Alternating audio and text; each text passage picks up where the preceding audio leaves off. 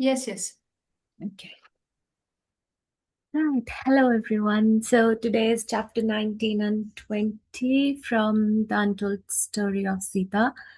And like I did last time, so we are just going to have an overview of the story and then we'll go into the hidden messages that I perceived from the chapters and what I learned. So, chapter 19 is all about the life in the forest where Mata Sita was um, asked, or maybe she chose to leave the palace and go to the forest in order to cater to the ne- cater to her pregnancy, um, and have love and kush being delivered there in the forest, followed by their education, which is the next chapter. So here we would see how she arrives in the forest, took a hermitage, uh, how Soma was so devoted to her. She was there along with her, serving her. How Shanta comes and visits Mata Sita and stays with her throughout her pregnancy.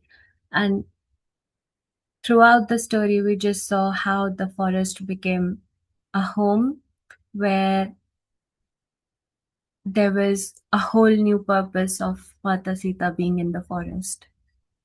We also saw separation here, but as the story suggests, the separation is in the physical form. It's just a physical distance. However, that separation wasn't perceived as a separation by the two um, beings we were talking about, Sri Ram and Mata Sita. So this chapter,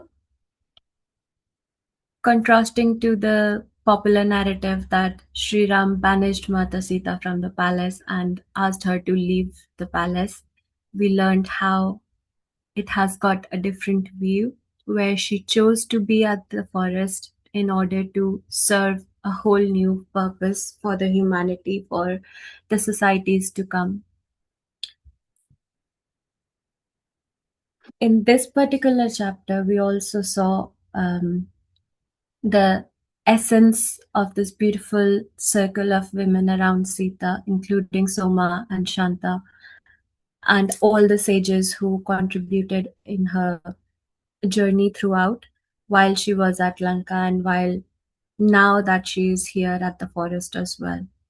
We saw how all those contributions, though hidden in the similar way like Mata's, they were still supporting each other. They were still there in order to mentor each other, uplift them through the demoralizing situation of the life that anyone would have been going through.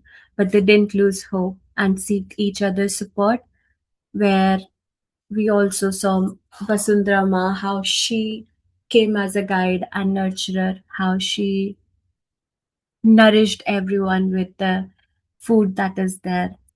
Uh, in the same chapter, this was a little section, but here Soma's food was described as being holistic and as being relaxing. So, what I picked from here is that food is a healing element for all of us. It's not just for the body, but it's for the mind, it's for the heart, it's for the soul as well. And a key reflection for me here was whether we were eating consciously and whether we were eating to nourish our souls, our bodies, or is it just for the sake of eating that we are eating. As I was speaking about the separation, the chapter also hints a little about how Mata contributed to Sri Ram when Sri Ram's purpose when he was at the palace with Mata, with the food she used to cook for him, considering what he needed in the moment, whether he needed physical strength, whether he needed some relaxation, whether he needed some food for his soul. the food in different ways was prepared and served by Mata. So that was a nourishment and care and healing that she provided to him while he was serving the external world. So this separation is only perceived to the human eyes, but not to the beings who were separated. And when I say the separation is what you perceive, I would be able to know the meaning here a little better. Uh, we saw the element of nature, how Mata was able to communicate throughout the story, not just in this particular part, but then a little more prominent in this bit because she was directly there in the nature as a will.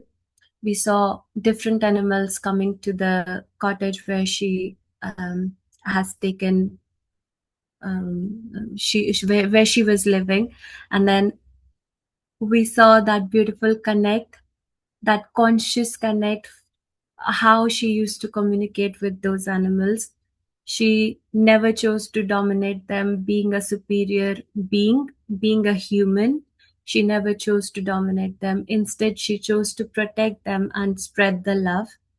Mata's purpose, what I perceived for being in this forest, was to replenish the forest with love that she had to offer. How I embodied her in this role is as a nourisher, as a provider.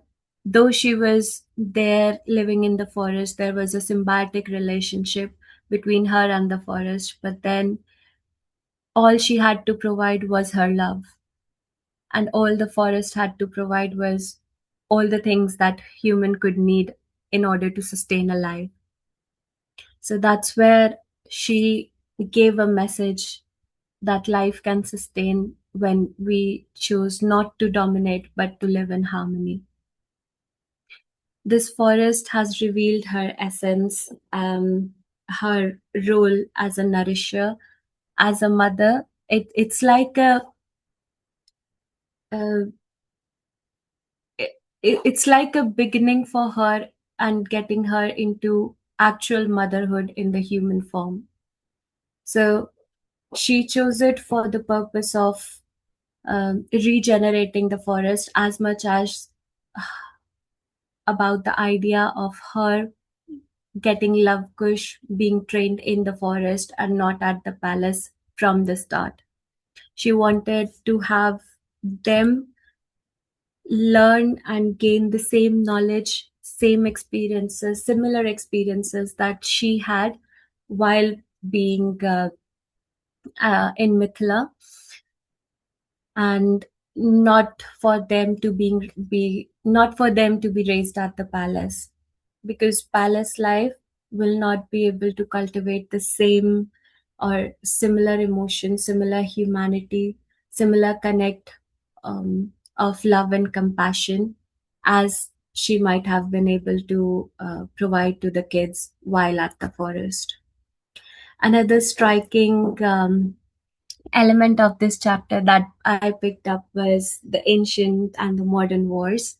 So the ancient wars, Ramayana and Mahabharata as well, those were the battles which were fought because of dharma, but in today's world we can see the impact, a similar impact that the wars can create. So earlier, the astra shastra, the weapons those were used, there has been a hint that those wars created destruction far beyond what we could imagine. And that gave me a little reflection about the nuclear weapons or about just similar weapons that we use today. How it can cause the humanity and the nature simultaneously, how it can cause a loss to both the sides, not just the one who was fighting for the right purpose, but both the side. How there was trauma, there was generational pain that leaves behind, that is left behind, how there are refugees, loss of home, loss of humanity. Even there was a hint about extinction of species, but then at the same point we also see how love can replenish them altogether. How Vasundrama, if she takes away one species, she would create another one in order to balance it. So I picked up that there is balance everywhere here, irrespective of the war, irrespective of the destruction that it has caused. There is a balance that will always nurture, and that's the law. That's the law that the nature follows.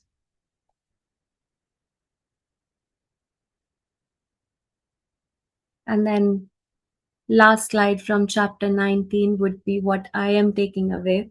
So to summarize it, it's just that love sustains civilization, even after the war, even in isolation, even when we are alone.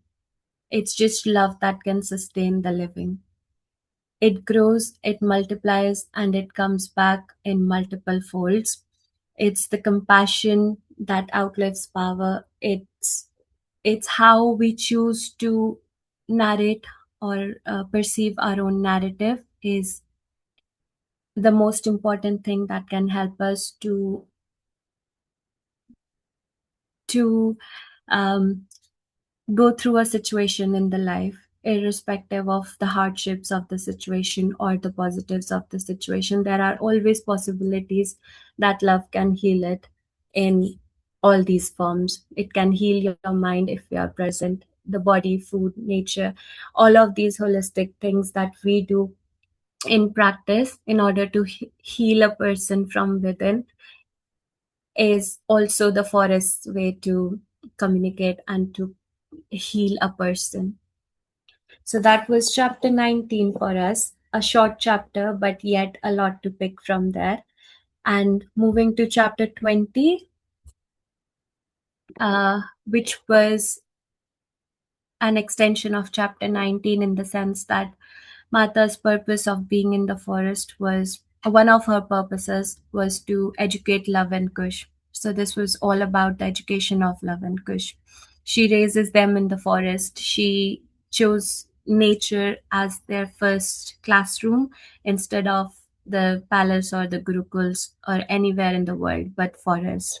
She teaches through stories, she narrates them, she gave them time to reflect and come up with their own thoughts about those stories, come up with their own learnings from the stories, and then she also chooses to educate them to prepare for the upcoming future. So their learning was all rooted in values and for the future purpose. So it was amazing to see how even before Love and Kush came into the world, into this world, their future, their path was already kind of formed. And they learned the same emotions, they learned the same compassion in order to run this whole universe, which is a reflection of Janak Baba as well in this chapter, which Mata Sita wanted to instill in Love Kush. So she encouraged them to be in the forest, she encouraged them to observe things. They started climbing trees, they started living with the little creatures. And this line here, when she tells Soma that they are Ram's children, they must come to know their potential. Well, she didn't direct them directly, but then she left them to explore their own potential by meeting or by experiencing the challenges, by experiencing the life in the forest, everything. And lastly, Vasundrama as a teacher for Love and Kush. So while we see, while they saw how nature evolved, they also learned stories about the great sages. They also learned stories about how Mother Nature it continuously adapts, how it creates a balance. Their education, it wasn't just power, it wasn't just the royal education, but it was deep rooted in compassion and love. That was the base of their whole being. And again, this chapter as well teaches that food is a sense of healing for all the beings here. So I will not go into deep, but yeah. Um, in the chapter, we came across a lot of different stories from Mata Sita being narrated to Love and Kush about Sage Anasuya, Sage Arundhati. We had a story of Ahilya and Sage Gautam. We had a story about Vishwamitra who came along with the Gayatri Mantra. Sage Anasuya, uh, how she just helped the forest to revive and nurture life, whereas initially it was a barren land. How Sage Arundhati, she was able to create a whole different world because of her learnings, because of her education, um, a world that was beyond sufferings is the power that she created because she was educated. Sage Ahilya again, no, Ahilya and then Sage Gautam, their story, how Sri Ram freed um, Ahilya's stone sculpture, and then just because love and compassion. All of these stories, they had a similar essence that love was at the base wherever you go. So those stories, very these stories were also very thoughtfully chosen by Mata to be narrated to Love and Kush depending upon the time. I felt that she had a purpose of saying these, of telling those stories in a particular moment. They were not random, they were very wisely and strategically chosen. All these stories, they come in coordination with the universe plan. So all the attempts of all the efforts of these sages, they were orchestrated. Despite meeting the challenges, there was growth, and all of them came from a single emotion, which was love, the highest frequency emotion. And nothing of the no effort from these sages was wasted. We did see Sage Chandrika as well earlier while being in the exile. When she lost her husband, she found another one. She found the kid that came into her life, and she was able to forgive the kid, forgive her husband, and healing prevailed. We learned about forgiveness as well here, along with love.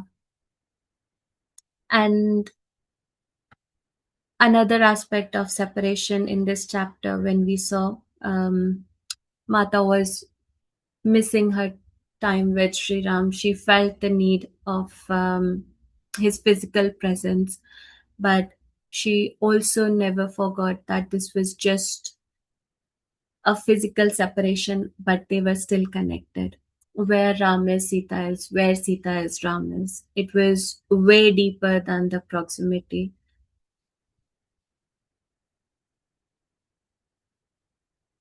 We saw some elements of tapasya, willpower, and forgiveness through the stories that Mata narrated to Love and Kush. And all of these things, all of these stories, the lessons, they were for them to learn and understand these values. Another striking feature here that Love and Kush, being just kids, how thoughtful, how present they were in picking up their reflections.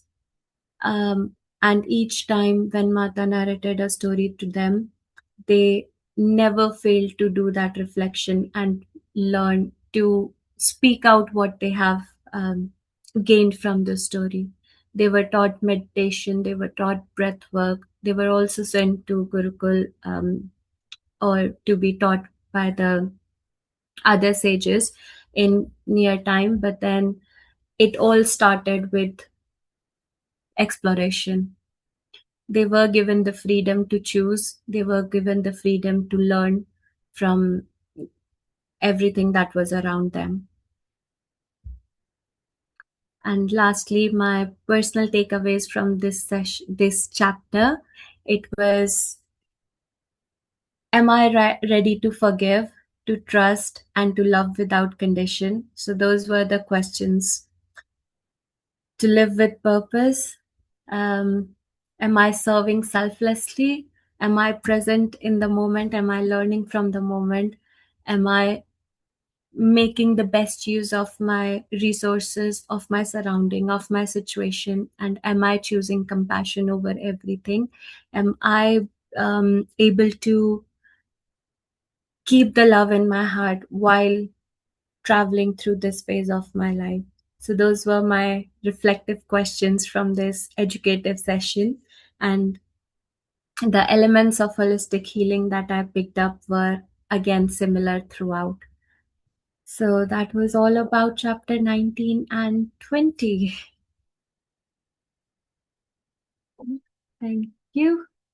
Just a little thing. Any questions? Anything? Awesome work, Mansi. Really brilliant. Asambhav by mom, by Asambhav. This is like so sweet. Okay, guys, do we have questions?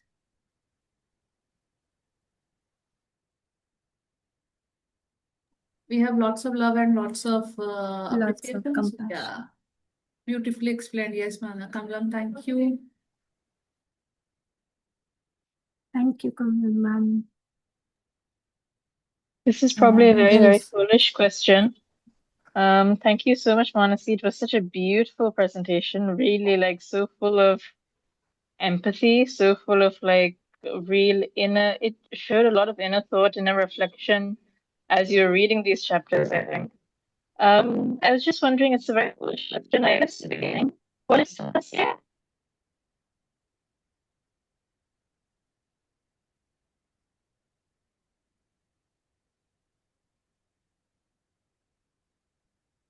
Hello? Elizabeth, we lost you. Like you muted. Hello? Can you hear me? Yes, we can hear you. Now, yes, But, yes. I just wanted to say it was a beautiful presentation full of empathy. I was just wondering, because I missed the beginning of the presentation, what is tapasya? Tapasya, it's a intense devotion, I would say, where the sages, they went into deep meditation in order to gain a purpose, maybe get rid of the negative traits, and ultimately achieve a higher version of themselves. That's what I understood. Yesterday I was just reading this, so I put up it like tap inside. That you can call as tapasya. If you break that word, tap asya. So you are tapping within yourself. I don't know where, but thank you, Elizabeth, for that question. I wanted to really answer it that way. So when you are tapping within yourself, you are making yourself more pro to learn the universe rather than just knowing what is the present thing. So tapping your own energies can be called as tapasya. Going beyond the perceived reality.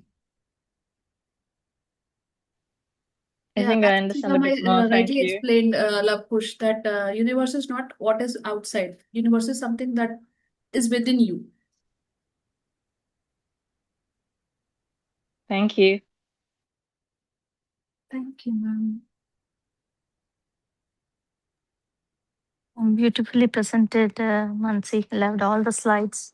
Loved every single word from your slides. The best part is your takeaway messages, and it's all the takeaway for all of us. Are we really sailing in the same route or not? Wonderful, Thank you, wonderful. ma'am. I will give the credits to AI for the slides. I just put in the words. But the prompt is yours. Unless you give a right prompt, you'll not get that. So the brain behind the AI, I appreciate that. Wonderful takeaways. And because unless you have that understanding and analyzation and you receive that essence from that book, that won't come out. So brilliant dedication. Thank you, ma'am.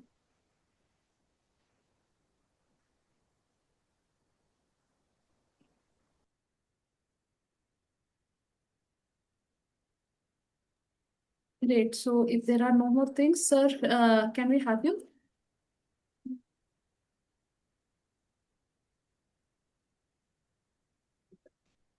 True that, Elizabeth. Sir, over to you.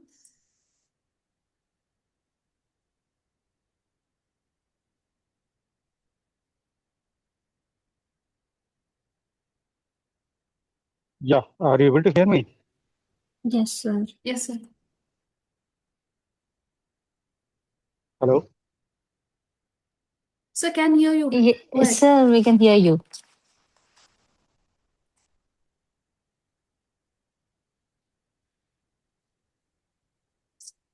Okay, okay. Is there any specific question? No, sir, I don't think so. Oh, first of all, I mean, like 19 and 20, because we are coming to the end of. So next week would be the last one Okay, for since we are this. coming to the end of the book, um, and 1920 is, yeah, yeah. What I mean to say is like we're coming to the end of the book, right? Not exactly the end, the end chapters of the book. Okay, so I mean, this is where like it becomes philosophically a bit intense. Intense in the sense, this is where you tie all the loose ends or try to make sense of what is being conveyed through the book. Okay, so the essence of like bringing in so many characters. So when we look into Ramayana, Ramayana itself is a huge thing, but the way this book conveys the essence. I mean, what do you say? You can reading between the lines is not exactly the same thing, but it helps you open up new possibilities and all these things. But one good thing that I observed that while reading this book, I could see a lot of transformation the way you guys are presenting each chapter. Because I know Mansi for quite some time and the rest of the people here in this class. But the way you are embracing the book and the way it changes you and the way you are presenting and the key takeaways especially how you are able to connect those dots, it is really heartening for me to see, especially Mansi, you have matured good enough, as Jyoti ma'am rightly said. I am appreciating the brain behind the AI, okay, which gave the prompt. So that aptly summarizes the whole essence of it, right? So one Thank you, particular sir. thing for all of you to ponder here is, so Sita is fulfilling one of the curses by Lord Bhrigu, says Bhrigu, and at the same time, she is using that as an opportunity to grow love and kush in the nature. Okay, so here one key takeaway thing is, whatever hardships that seems appear to us, that seems so real to us. Imagine she suffered so long in a jungle and then being a captive for 1 year, has to do a lot of spiritual work, spend a lot of energy, and she doesn't have enough time to spend in the kingdom, in the palace. Immediately, I mean, she came back to this thing. And in a sense, I mean, she's sending a message to all the sages, cursing with your energy. When you have power, when you misuse it, right? This is what will happen. These are the repercussions, or these are the, what do you say, results and results. Sometimes people who are not supposed to suffer may also get suffered. So when you see the relation between how Meenakshi suffered because her family suffered because of a curse, right? So and for generations they have suffered, and Narayana and Narayani also suffered the same curse, right? So whenever you do, or whenever you are in a position to uh, effect a change, it should be used for a proper purpose, not to settle scores, not out of vengeance, not out of judgment, not out of anger, not out of ego. And when you see all these stories, it all says about like with great power comes great responsibility. Okay, so this is my takeaway from this. And when you see that, either you feel sorry for Sita or you feel empowered looking at Sita and how she transformed everything, and what she is actually capable of, and what she is trying to do to rekindle the.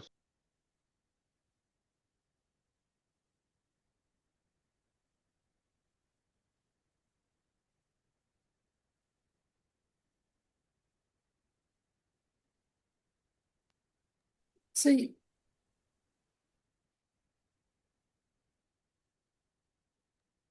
so unable to hear you. I guess you went on mute.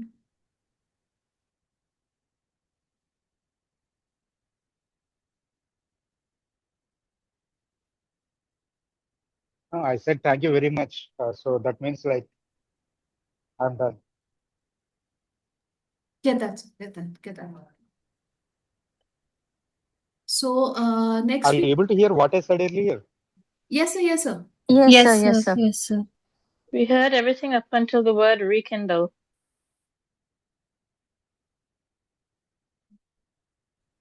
Uh,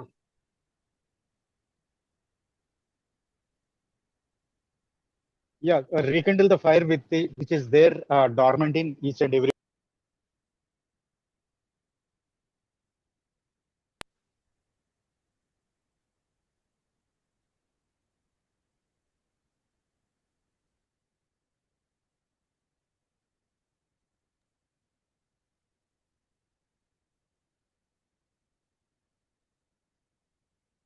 Okay, I guess we are missing a few words here, right? Again, Yes, ma'am. Probably.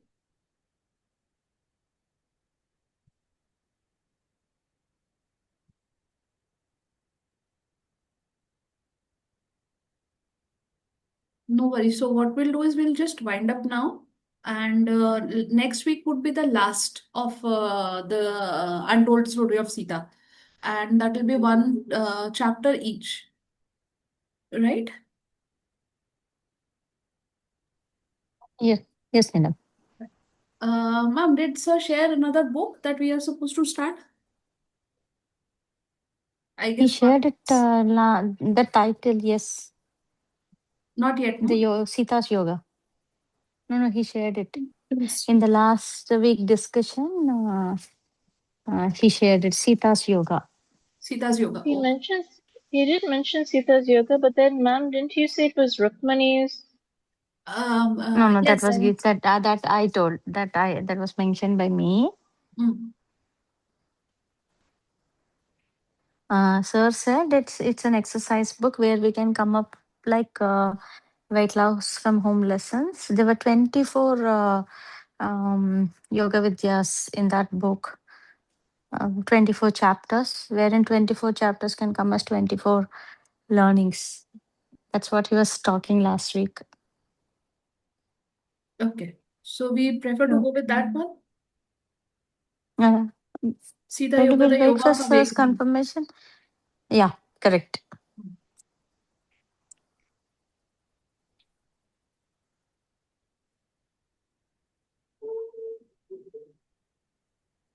Yeah, go ahead with Sita's yoga. Okay. Okay, sir. Jyoti ma'am, would you be comfortable to take that lead there because you are really doing this yoga thing? The both are different. One is Neelam. Ma'am, but that is how we are planning to learn, right? No, you are the best one to lead. We all will all join your league. Okay, no worries, ma'am. So guys, please order this You book because just tell us how to do. Yeah. I got my copy, Neelam. no worries, ma'am. We'll work it out. I'll share the link. So yeah, you probably I would request. We would not hurry up like this book. We will do one chapter in depth at a time, one Absolutely. chapter each week with one person, so that we can actually take the deep essence of it. Absolutely, ma'am. Absolutely. That would need more time and space. Yeah. Right. Guys, please do get that book because then it will be just 14 days time for the first chapter to be read. 4th of August, we'll be starting with that. Okay.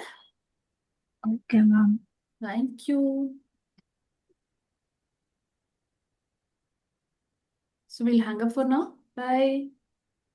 Thank you, ma'am. Bye-bye. Thank you, Thank you, everyone. Manasi. Thank Thank you so you. much, Manasi. Thank you, ma'am. Thank you, Mansi. Thank you, everyone. Thank you, Thank you. ma'am.